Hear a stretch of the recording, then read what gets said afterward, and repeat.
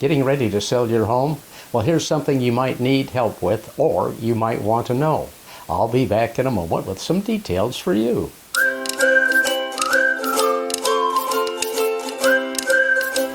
Hello, I'm Errol Wirtz, Associate Broker with Landmark Realty in Hays, Kansas. And I'd like to tell you some things that you might want to know about listing your home. If you're talking to a realtor, you want them to give you this type of information to make you aware of what the market's doing. The first thing would be the absorption rate.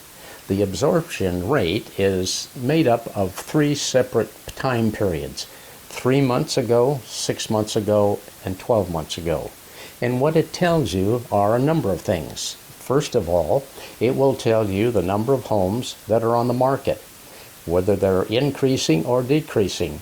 It will tell you how many homes are sold during that period, whether the number of homes sold are increasing or decreasing. It will also tell you the days on the market. Are the days on the market increasing or decreasing? And the final thing will be telling you what the percentage is of this between the sales price and the listing price that you get.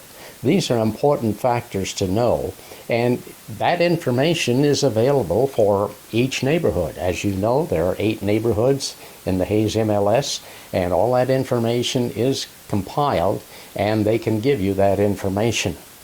Now, why do homes not sell when they're on the market? Well, there are 2 reasons.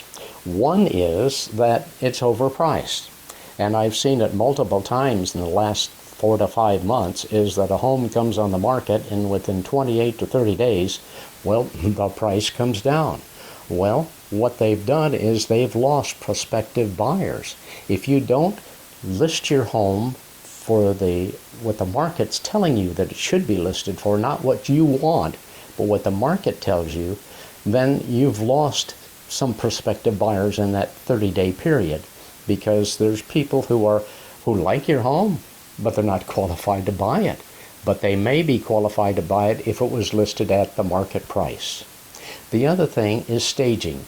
Nationally, it's been stated that homes that are well staged may get 16% more than other homes that are not staged. And what does staging mean?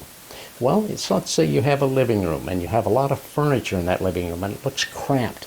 Well, if you take a few items out, store them in the garage. That doesn't make any difference. It makes your living room look bigger, or family room look bigger. The other thing is most important is the kitchen.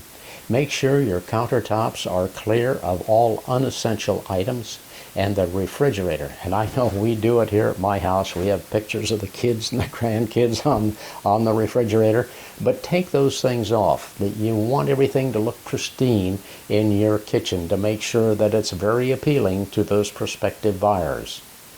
And price reductions, well, price reductions come because, one, the house may not be staged properly, it may need repairs, or it's been overpriced.